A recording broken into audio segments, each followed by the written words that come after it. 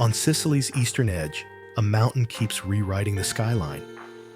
Mount Etna's eruptive story stretches back roughly 500,000 years, yet humans have documented its fury for at least 700 years, making it one of the longest recorded volcanic histories on Earth. Black ash can fall like sudden night. Rivers of lava can glow against winter snow.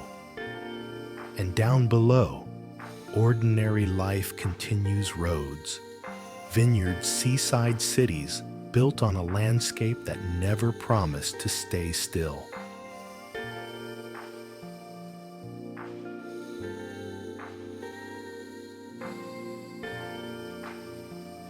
So what creates a place this beautiful and this unstable?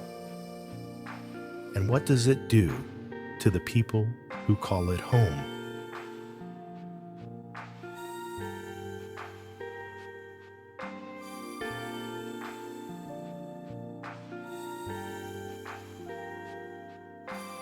Sicily looks like a simple triangle on a map, but beneath it lies a moving argument between continents.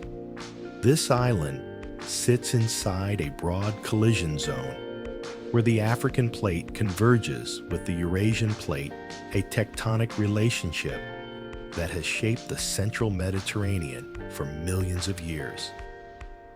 The result is not one neat mountain chain, but a stitched-together landscape, uplifted ridges, folded limestone deep basins, active faults and volcanoes that keep reminding everyone that the story is unfinished.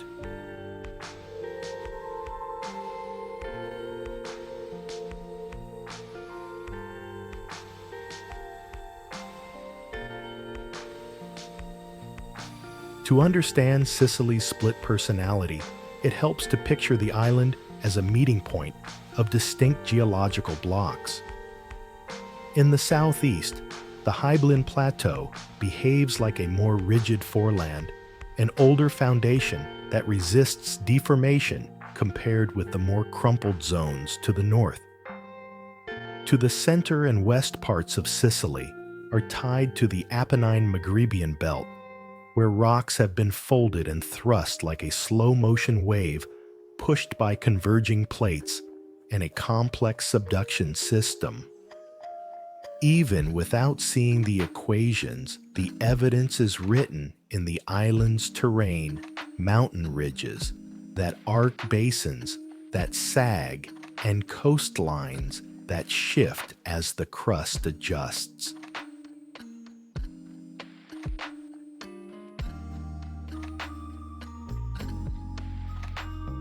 And then there is the island's eastern giant, Mount Etna, which turns tectonic theory into something visible, even dramatic. Etna's eruptive history can be traced back roughly 500,000 years, and at least 2,700 years of its activity has been documented in almost unnerving continuity of observation, eruption, rebuilding, and collapse.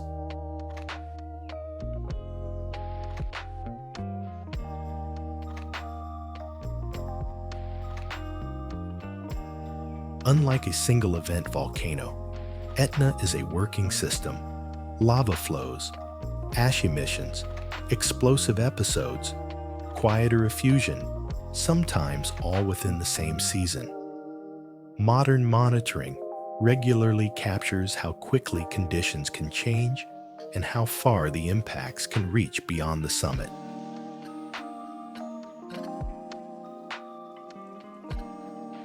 One of Etna's most cinematic truths is also one of its simplest: the mountain does not keep the same height.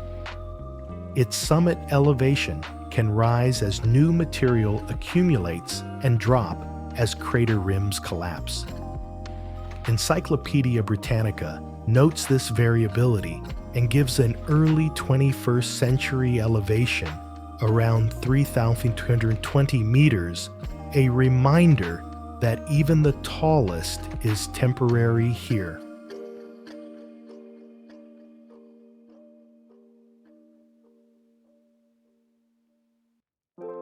This matters for storytelling because it reframes the volcano as more than a landmark.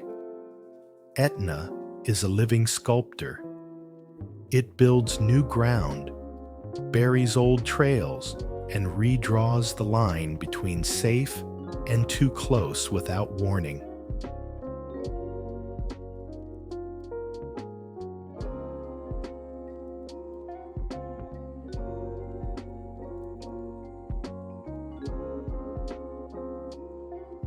Yet Sicily's volcanic identity is not confined to one mountain. Off the northern coast, the Aeolian Islands form a volcanic archipelago, famous enough that entire eruption styles carry their names Strombolian and Vulcanian, because the islands demonstrated them so clearly to early observers. Italy's National Institute of Geophysics and Volcanology highlights that Stromboli is the only volcano in the Aeolian Arc with permanent eruptive activity today, while others remain active in different, often less continuous ways. Seen from above, these islands feel like stepping stones thrown across a restless sea, beautiful, isolated, and built from the same deep forces that feed Etna.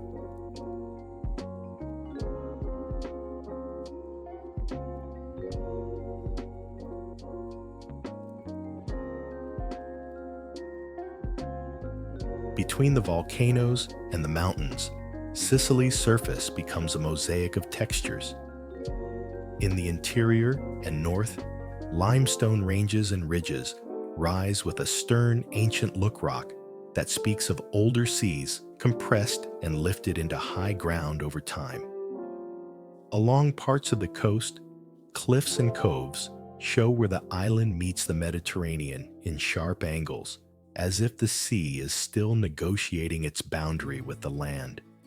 And across the island, the soil itself changes character, pale and chalky in some places, dark and mineral-rich in others, especially around Etna, where volcanic deposits can turn slopes into fertile ground, even as the summit threatens destruction.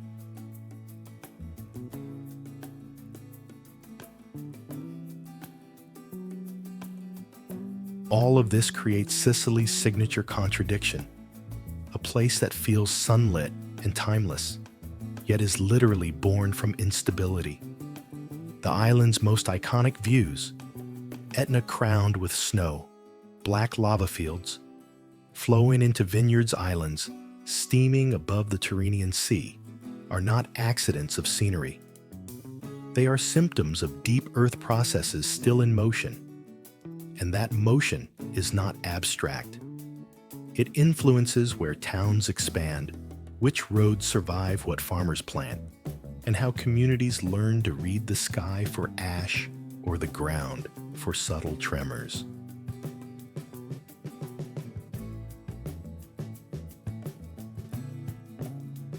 So in a land shaped by collision and fire, stability becomes a relative word, less a guarantee, more a daily negotiation.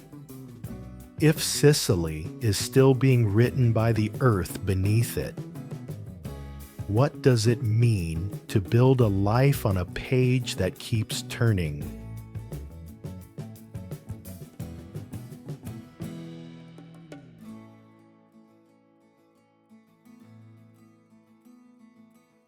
Sicily's wildlife is not arranged in a single tidy Mediterranean picture. It changes with altitude, with wind exposure, with soil chemistry, and with the island's unusual geology. In one day, the landscape can move from sea-level salt flats, where birds feed in shallow pink water, to forests that smell of chestnut and resin, and then to a high, near-lunar slope of black lava where only the toughest plants dare to hold on.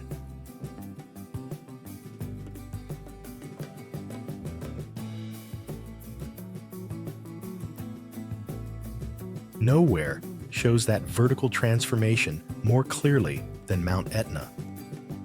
The volcano's slopes form distinct vegetation bands stacked like climates on top of each other. On Etna, lower and mid-elevations can include woodlands and cultivated zones, chestnut groves, pines, and mixed forests, while higher up the environment becomes harsher, colder, and more exposed, selecting for species that have learned to survive wind ash and poor young soils. The Etna Park's own descriptions emphasize these altitude-driven belts and note that many plants higher on the mountain are adapted specifically to Etna's demanding conditions.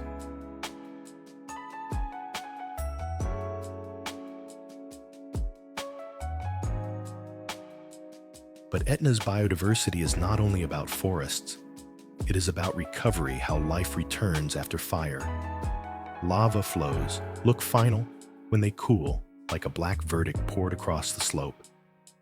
Yet over time, they crack, they collect dust, they gather moisture, and they begin to host pioneers. One emblem of this resilience is Etna broom, Genista etnensis, often described as common on Etna's lower slopes and linked to Mediterranean shrub communities, a bright yellow presence that turns harsh ground into something that looks almost celebratory. This is Sicily's ecological signature beauty that often arrives second after disturbance.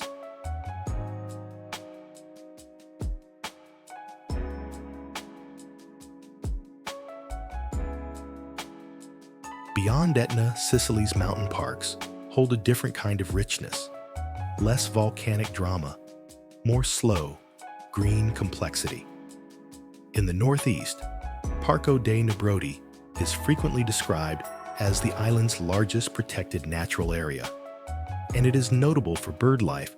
Around 150 bird species have been classified there, including local endemic subspecies such as the Sicilian marsh tit and Sicilian long-tailed tit. That number is not just a statistic, it is a promise of sound. In spring and early summer, a place like Nebrodi is not silent. It is layered calls from canopy and undergrowth wing beats, cutting across clearings, the distant hush of wind moving through beach stands.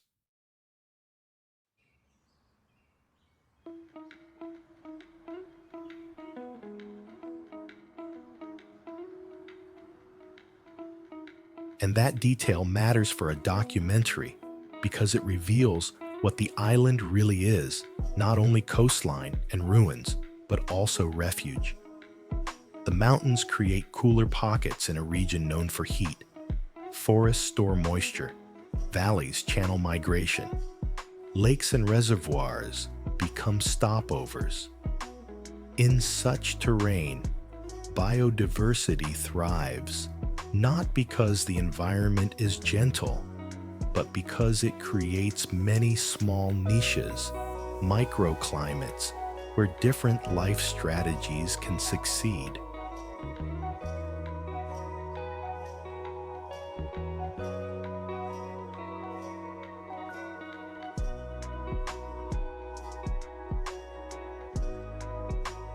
In the north-central ranges, the Madonie add a sharper, more fragile note. Here, biodiversity becomes a story of near loss. The Sicilian fir abies, nebrodensis, is endemic to this area and is listed as critically endangered. One widely cited conservation summary notes that only around 30 mature trees were known to persist, underscoring how close an entire lineage can come to vanishing. That is a staggering idea, to sit with a whole species reduced to something you could almost count in an afternoon. In a landscape famous for grand temples and sweeping seas, one of the most dramatic stories can be measured not in kilometers, but in dozens.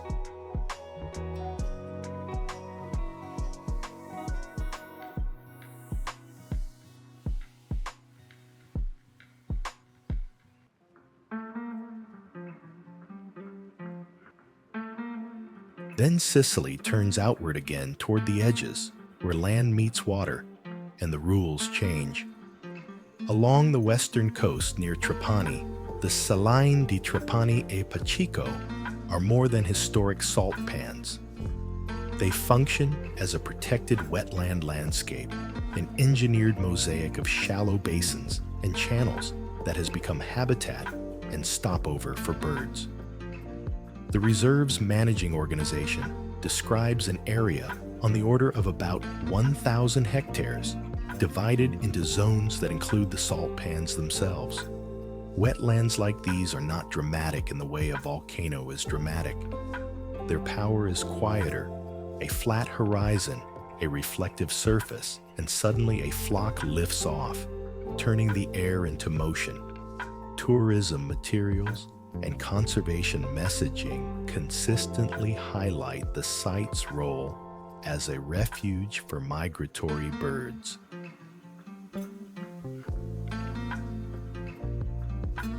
And Sicily has another aerial river, the Strait of Messina, the narrow passage between Sicily and mainland Italy.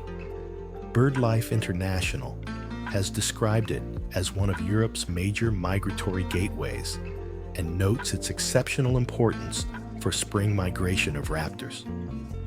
On peak days, the skies can fill with thousands of birds overhead, an ecological spectacle built on geography, wind, and instinct. If Sicily is often called a crossroads of empires, the strait proves it is also a crossroads of wings.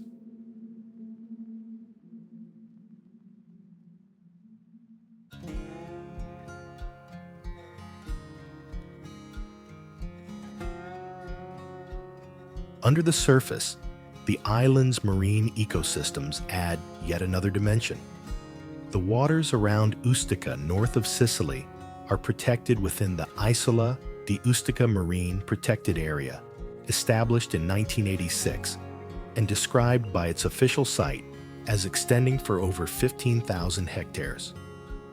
In a healthy Mediterranean seascape, one of the defining habitats is the seagrass Posidonia oceanica, often called an underwater forest, because it forms dense meadows that shelter, fish stabilize sediments, and support biodiversity. The Ustica MPA's descriptions include Posidonia among the protected natural wealth alongside marine life, such as groupers and sea turtles. Yet across the Mediterranean, scientific reviews have warned that Posidonia meadows are declining due to climate change and human pressures, making protection zones like this feel less like luxury and more like necessity.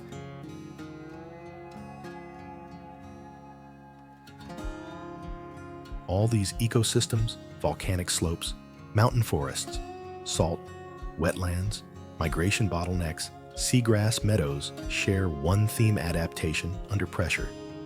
Sicily's nature is not untouched. It is shaped by geology, by human land use, by tourism, and by a warming climate. And still, life finds ways to persist in endemic birds tucked into wooded ridges, in rare trees clinging to a shrinking range, in wetlands where salt production and conservation must coexist, and in marine sanctuaries where the sea is allowed, at least in some places, to recover its balance.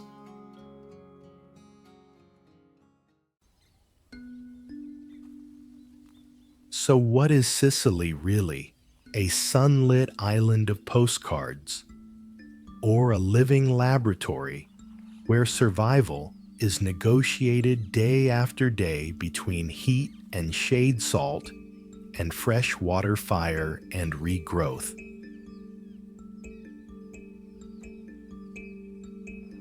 Long before Sicily became a name spoken in Latin, Greek, Arabic, Norman French, or modern Italian, it was already a lived-in landscape, one where people learned to read the sea, the stone, and the seasons. Ancient writers, looking back across time, often describe the island as home to three indigenous peoples: the Sicani in central areas, the Sicils, Siculi in the east, and the Elymians in the far west. Even within those categories, the real picture was likely messier, overlapping communities, shifting territories and identities shaped by trade, intermarriage, and conflict. But the triad remains a powerful frame because it makes Sicily's earliest story feel like a human map: 3 regions, 3 names, 1 island already divided by geography and stitched together by necessity.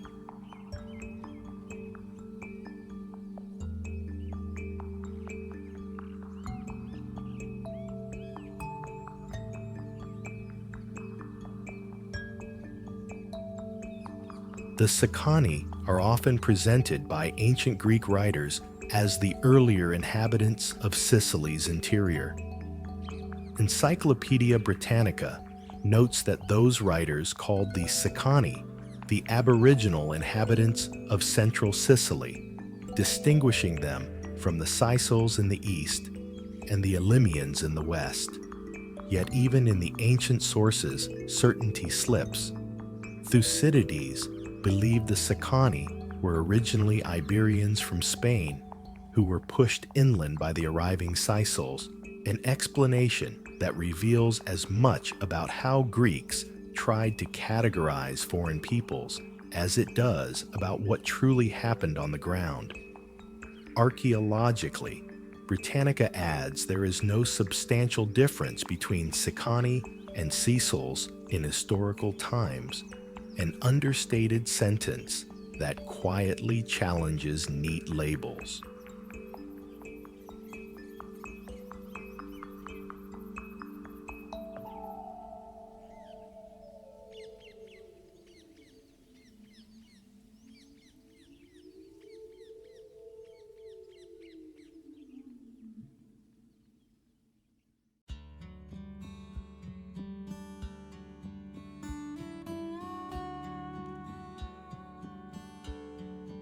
Then there were the Sicils, the group whose name is closely tied to the island itself.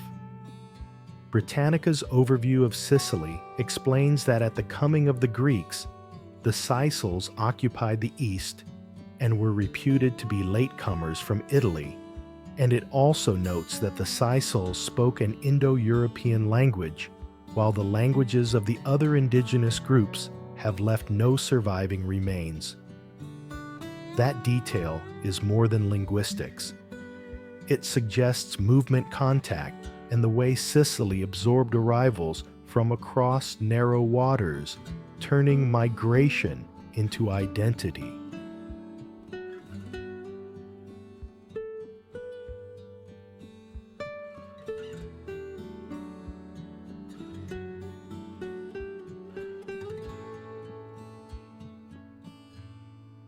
In the far west, the Elymians were linked by ancient tradition to a Trojan origin, with chief centers at Segesta and Eryx Eris.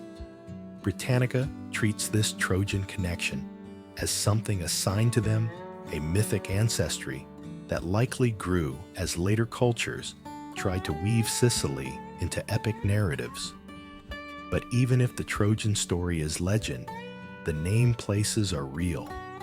And they matter because they anchor early Sicily in specific ridgelines and valleys where communities could watch sea routes and control movement across land.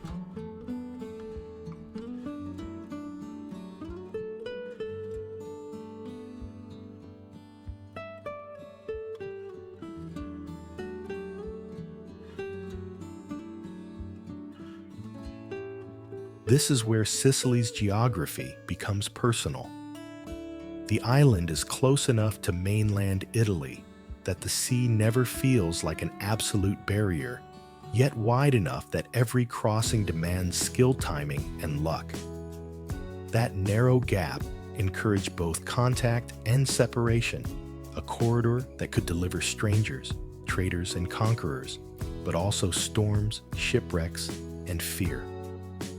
Early life here would have been shaped by that tension. Coastal communities had opportunity and exposure. inland groups had refuge and limits.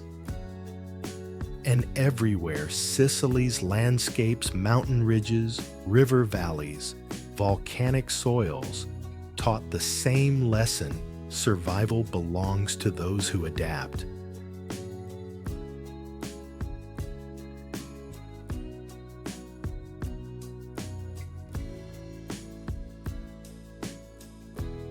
When Greek-speaking settlers began to establish colonies across the Mediterranean, Sicily became one of the great destinations of that outward surge.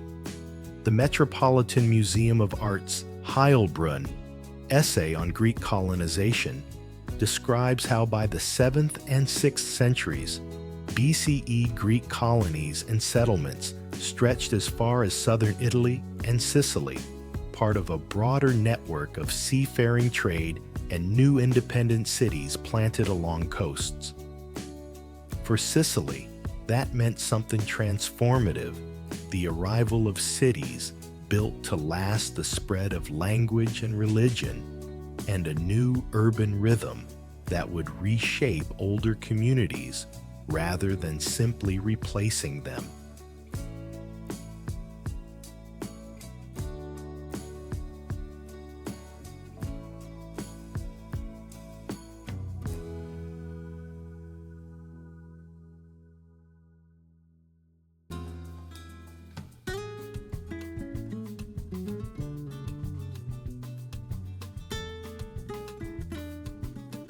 But Greeks were not the only sailors reading Sicily's coastline like a promise. The Western Mediterranean also saw Phoenician presence in settlements, especially where harbors, islands, and promontories offered control of trade routes. Even Britannica's compact history notes that there were also Phoenician settlements on the island, a simple line that hints at a much bigger reality: Sicily as a marketplace of cultures, where good stories and techniques crossed hands long before globalization had a name.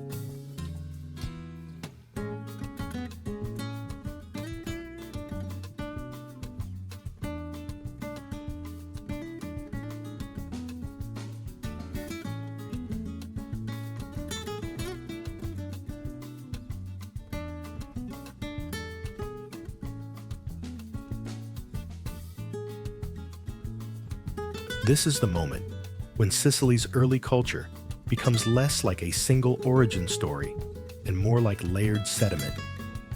Indigenous traditions persisted, foodways, local worship, ways of reading weather and sea, while new influences arrived: Greek political forms, new artistic languages, new networks of trade. Some communities aligned with newcomers, others resisted. Many did both, depending on the decade, the harvest, the threat. And slowly, Sicily learned a skill it would repeat for centuries, absorbing power without losing its own accent.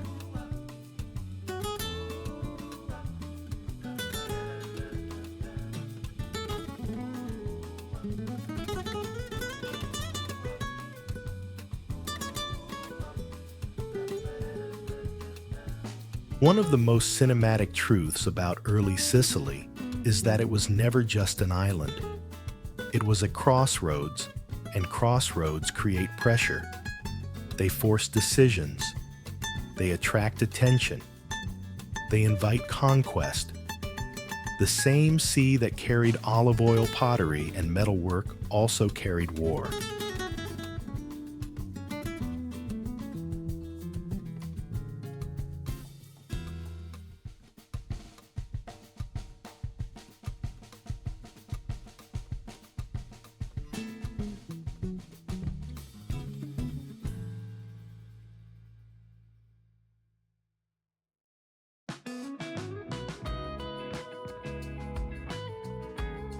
The Greeks who established cities in Sicily did so for reasons that were practical, as much as cultural: access to fertile land trade and strategic coastal sites.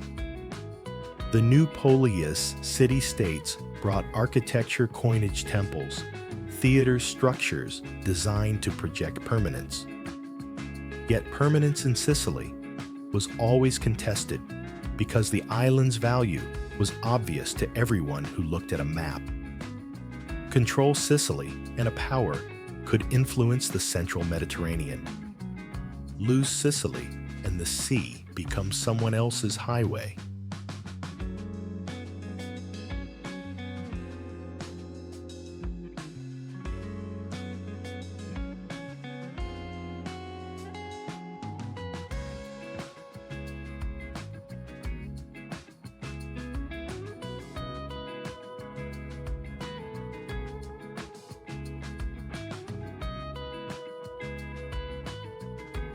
And while the grand story often highlights Greek Sicily, the deeper, more human truth is the contact zone beneath it, indigenous peoples living beside new towns, bilingual exchanges at markets, marriages that blurred lines, local elites negotiating alliances, and rural communities continuing older rhythms outside the stone walls of coastal cities. Even modern scholarship continues to treat early Sicily as multi-ethnic and interconnected rather than purely Greek or purely indigenous, because the evidence points to interaction as the default condition of life here.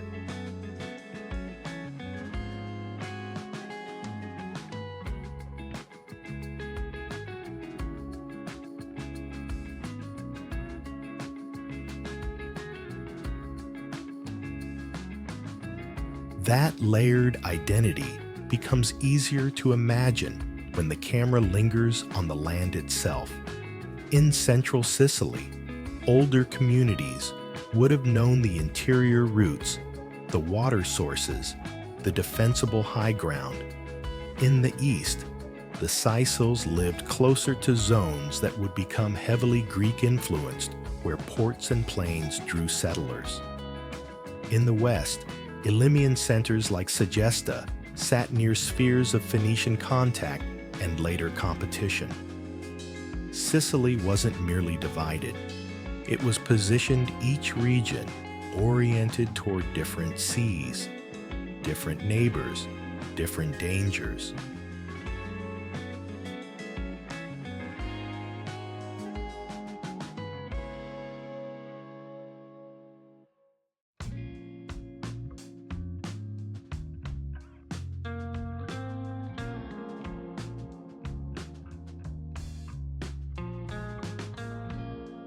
And hovering behind all of it is the island's most uncomfortable teacher, geology. Even early communities, long before scientific instruments, would have recognized patterns, tremors, fumaroles, strange warm springs the way a mountain could smoke. Those signs didn't need a textbook to feel sacred or terrifying. They could become story taboo ritual. In places shaped by the Earth's restlessness, culture often grows a second layer, not only how to live, but how to explain what cannot be controlled.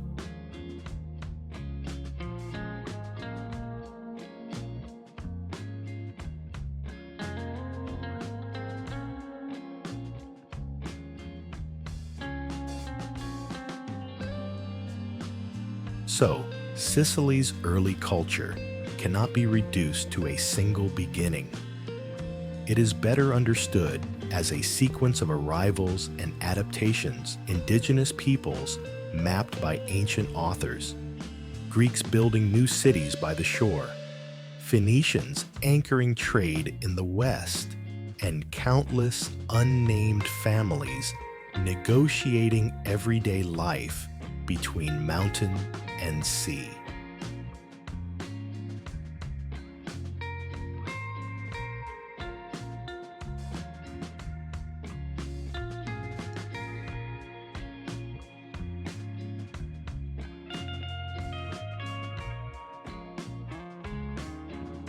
And that raises a quieter, sharper question. If an island keeps being entered, renamed, and reshaped, what does it mean to be from here? is identity, a bloodline, a language, a set of rituals? Or is it the ability to endure change without disappearing?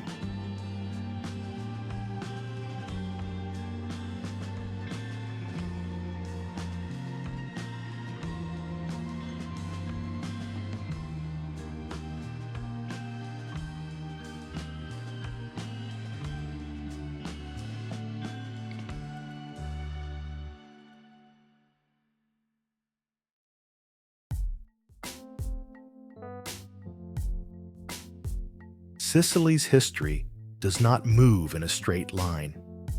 It circles like ships around a headland, pulled again and again by the same gravitational fact. This island sits at the center of the central Mediterranean, where sea routes, narrow trade lanes overlap, and military ambitions find the shortest path through blue water. That geography made Sicily valuable before anyone built an empire here, and it kept the island in the path of empires long after its first cities rose.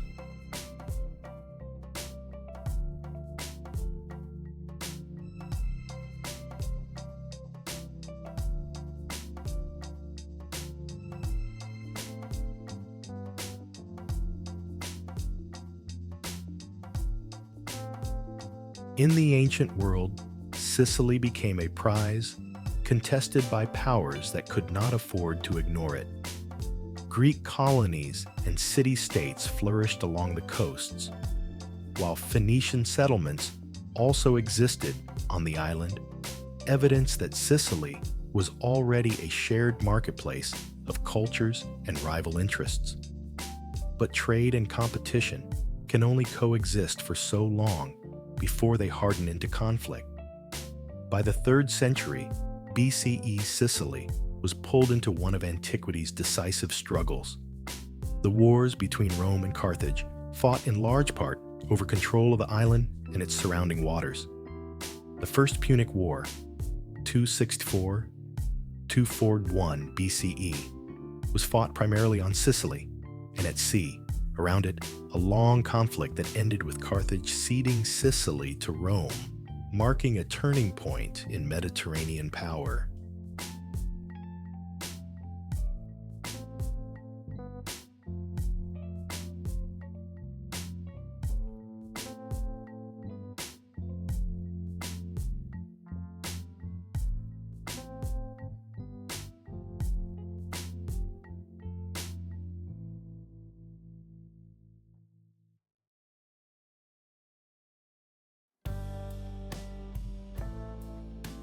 And with that shift, Sicily's identity changed again, not only politically, but structurally. Britannica notes that in the 3rd century BCE, the island became the first Roman province. Sicily was no longer just a crossroads. It became a managed possession, integrated into a wider system of roads taxation, grain supply, and imperial administration. To live in Sicily after this transformation meant living under a larger machine, one that could bring infrastructure and order, but also extraction. The island's fertility and location were assets to Rome, and assets tend to be used.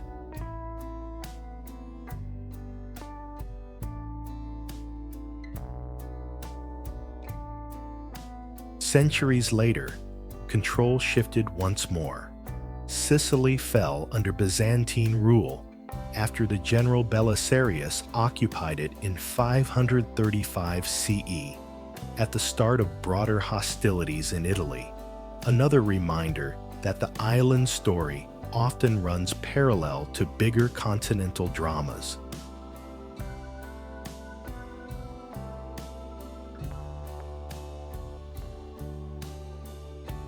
But the Mediterranean was changing, and Sicily open to sea routes could not remain untouched. Britannica's historical overview notes that in 965, the island fell to Arab conquest from North Africa, a moment that did not simply swap rulers, but introduced new cultural and economic patterns that would echo for centuries.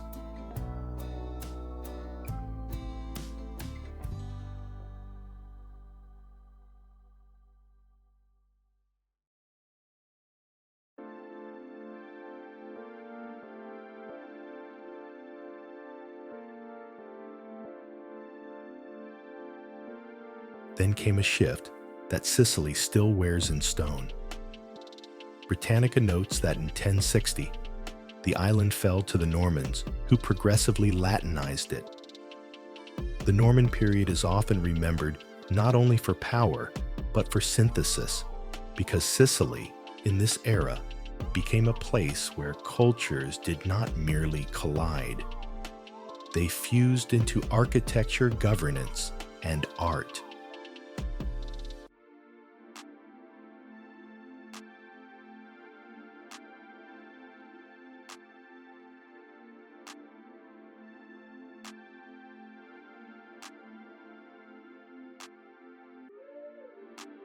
That fusion is visible in what UNESCO recognizes as Arab-Norman Palermo, in the cathedral churches of Cefalù and Monreale, a series of religious and civic structures dating from the era of the Norman Kingdom of Sicily, 1130 and 1194, including multiple buildings in Palermo and 2 cathedrals outside the capital. UNESCO's description emphasizes that these monuments belong to that Norman Kingdom era, physical proof of a moment when Sicily turned multicultural rule into a distinct, enduring aesthetic.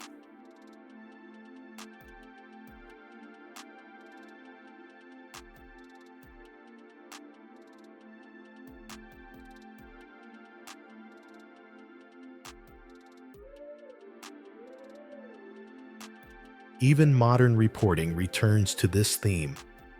A Reuters feature on restoration work at Monreale Cathedral highlights its blend of Western Islamic and Byzantine styles and dates its construction to the reign of King William II, late 12th century, showing how Sicily's medieval mix is not an academic idea, but something people still experience as a visceral shock of beauty.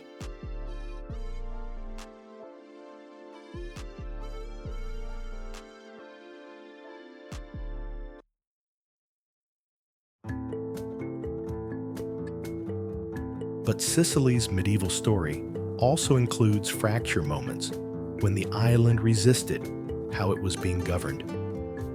One of the most famous ruptures is the Sicilian Vespers, 1282, which Britannica describes as a massacre of the French that began a revolt against Charles I, the Angevin king of Naples and Sicily, and triggered a French Aragonese struggle over the kingdom.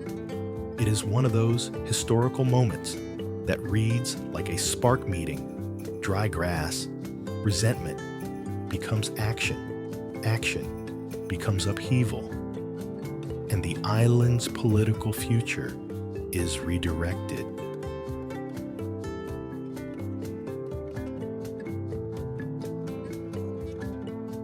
By the early modern era, Sicily moved through broader European power structures, often linked to dynastic rule and overseas empires. Yet the island's development was never only about crowns and battles. It was also about resources and what happens to societies built around the extraction of something the world suddenly wants.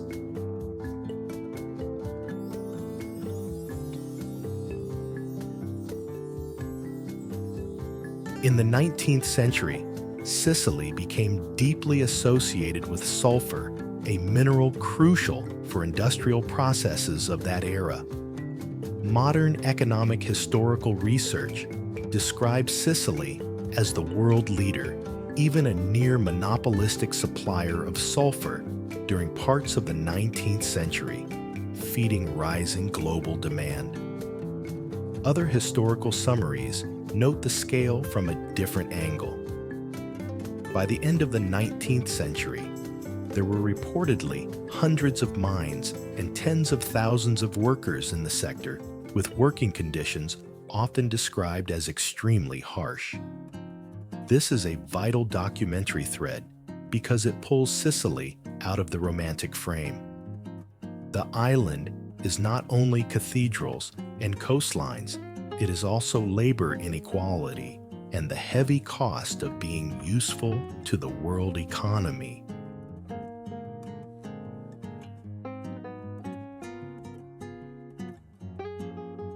Then, in 1860, Sicily became one of the dramatic stages of the Risorgimento, the movement for Italian unification.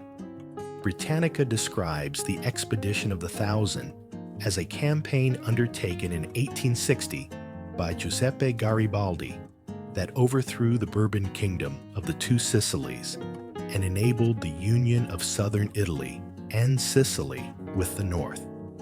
This was not merely a military event. It was a cultural turning point, an episode that still lives in the national memory as proof that political destiny can pivot through a combination of daring popular momentum and timing.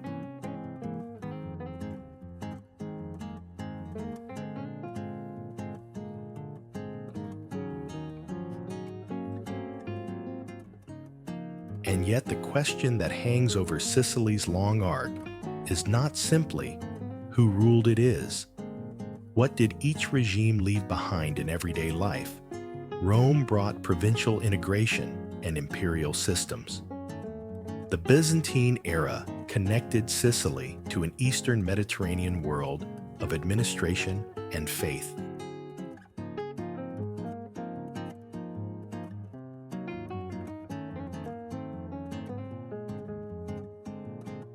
Arab rule altered agriculture and urban patterns in ways that later rulers could not fully erase.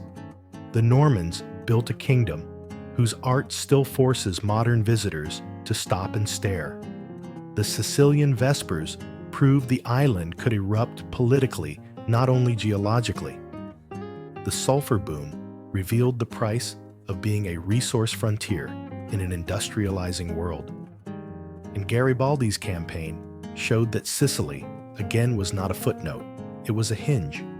So when looking at Sicily's towns, ports, hilltop streets, cathedral mosaics, abandoned industrial scars, what is being seen, a sequence of conquests, or an island that repeatedly absorbs the outside world, then reshapes it into something uniquely its own.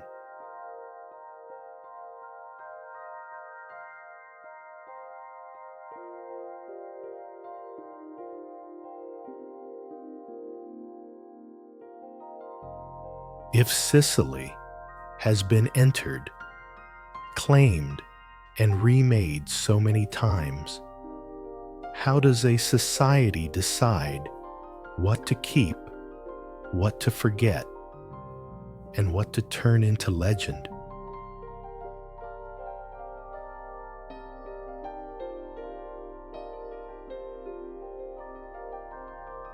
Modern Sicily is often sold as a dream sun on limestone citrus in the air, Baroque towns glowing at golden hour, and a volcano rising like a myth behind the everyday. But the present-day island is not only heritage and beauty, it is also a balancing act between conservation and livelihoods, between tourism and home, between a warming climate and landscapes that were never designed to be stable in the first place.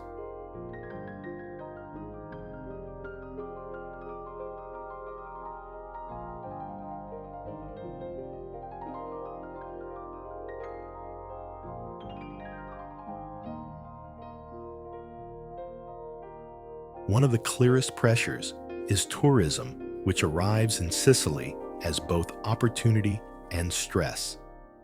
Heritage sites require care. Coastal towns need infrastructure. Water systems, waste management, and transport networks face seasonal surges. Even when visitors come with love and curiosity, sheer numbers can wear down historic streets and fragile coastlines. UNESCO sites, such as the Arab Norman monuments in Palermo and the cathedrals of Cefalù and Monreale, carry global prestige, but also the burden of preservation.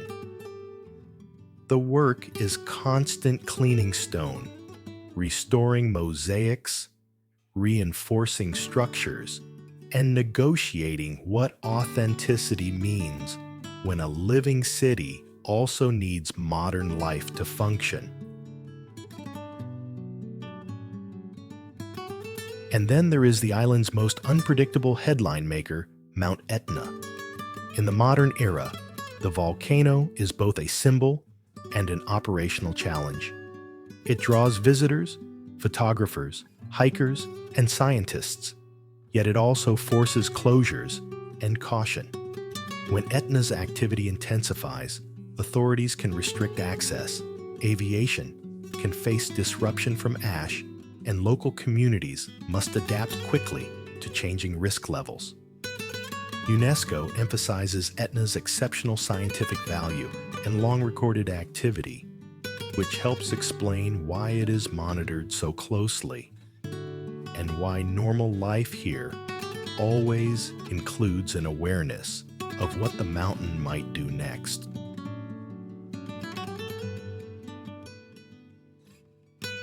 The deeper challenge, though, isn't only a single eruption.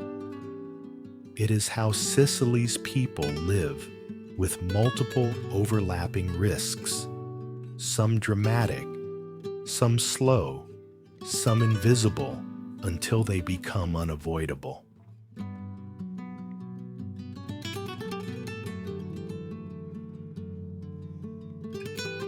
Climate pressure in the Mediterranean is increasingly discussed through the language of heat drought and fire.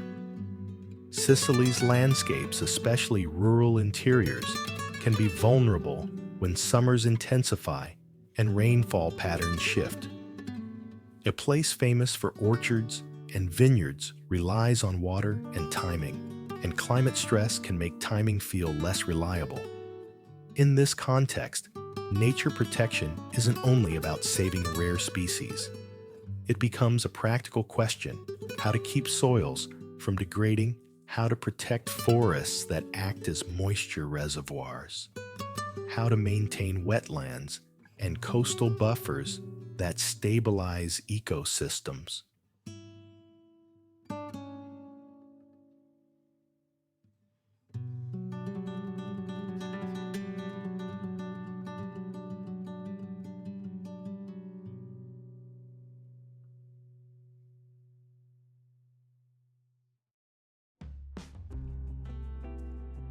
The island's protected areas, like Nebrodi Park, with its rich bird diversity, are more than scenic escapes. They are ecological support systems that help the island breathe. Nebrodi's documented bird richness highlights how much habitat complexity survives in Sicily's uplands, but it also implies how much could be lost if those habitats fragment under pressure. Likewise, conservation stories like the critically endangered Sicilian fir in the Madoni remind viewers that Sicily's biodiversity can be surprisingly fragile.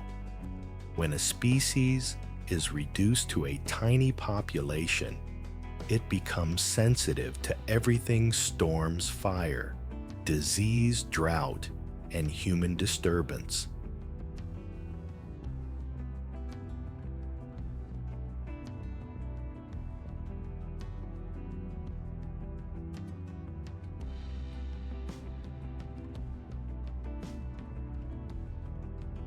The sea, too, carries its own form of modern tension.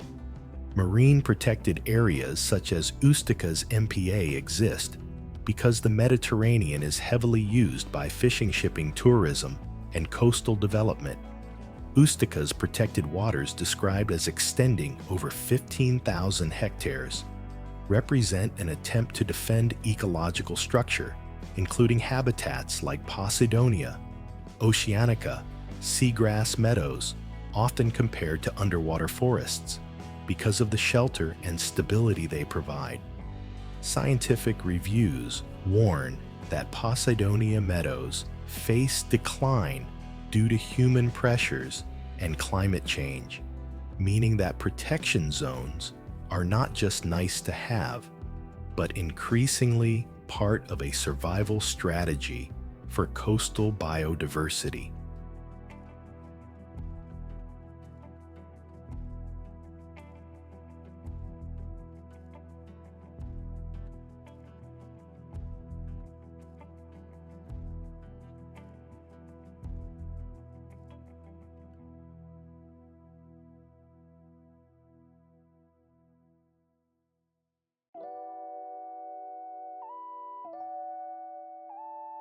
Yet Sicily's modern life cannot be told only through threats.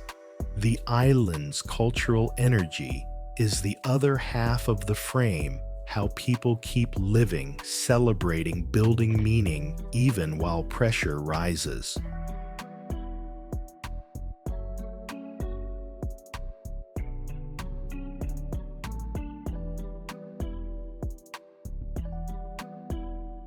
Cultural Sicily is often expressed through place-based identity, a street that feels like an inherited room, a market that carries the memory of many languages, a local festival that binds neighbors to a calendar older than modern politics. This is where Sicily's long history shows up in daily texture food traditions shaped by centuries of exchange architecture that looks like a conversation between civilizations and family life that often feels rooted in continuity, even as the wider world changes around it.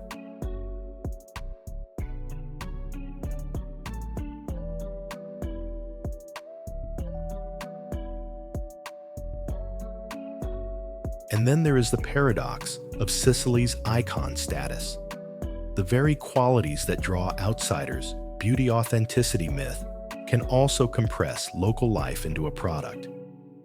The island becomes a backdrop. The people become atmosphere.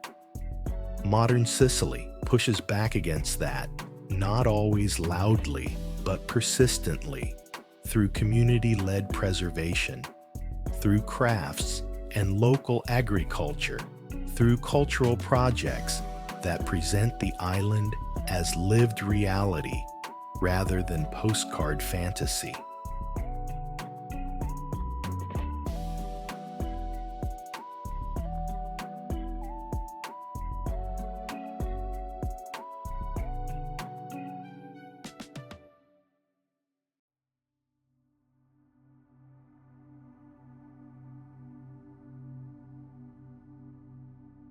This is also where the volcano returns as a symbol.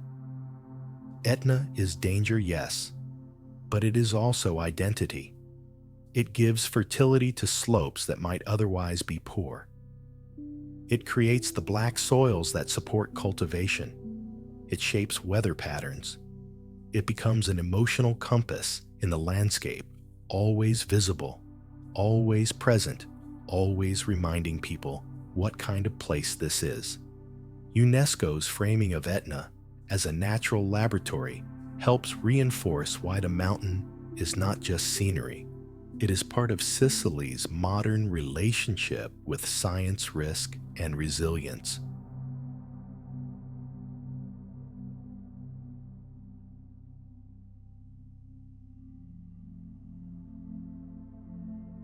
So, the modern question is not whether Sicily will change. It always has. The question is whether the island can steer that change, keeping the heritage alive without turning it into a museum, welcoming visitors without losing itself, and protecting ecosystems that cannot defend themselves from heat pressure and time.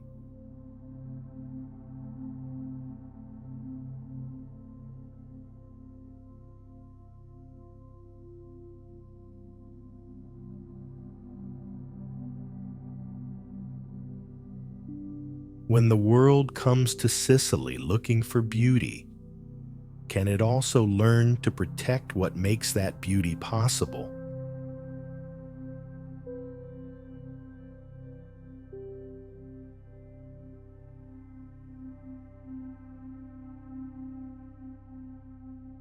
Sicily is often introduced as a paradise sun-sea and history arranged like a postcard.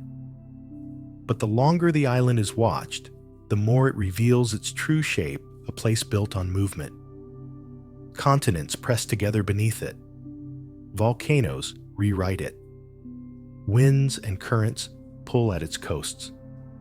And through every era, through indigenous beginnings, Greek cities, Roman systems, Arab and Norman masterpieces, revolts, and industries, people have done what Sicily itself does best: adapt, endure, and transform.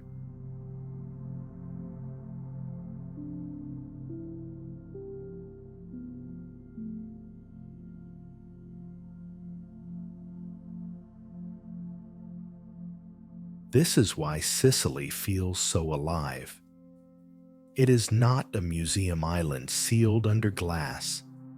It is a living archive where fire can become soil, where ruins can become neighborhood landmarks, where migration of birds of ideas of empires keeps returning through the same gates of sea and sky.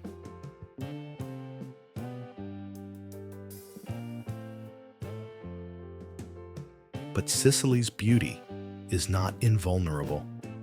A warming Mediterranean can intensify drought and fire risk, putting pressure on forests and fragile endemic species. Tourism can sustain communities, yet also strain heritage sites and coastal towns if growth outpaces care. And even the island's most famous symbol, Etna, reminds the world that nature here is not scenery. It is a force with its own rhythm, one that demands respect, monitoring, and humility.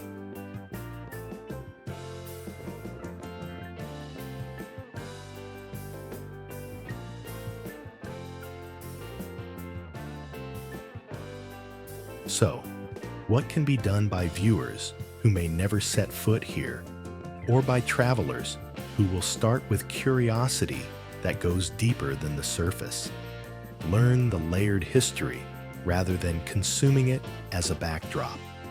Choose local guides, local businesses, and slower routes that spread benefits without concentrating harm.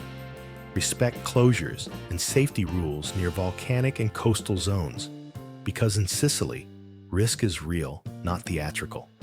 Support protected areas and marine reserves, and treat wild places as living systems, not empty stages.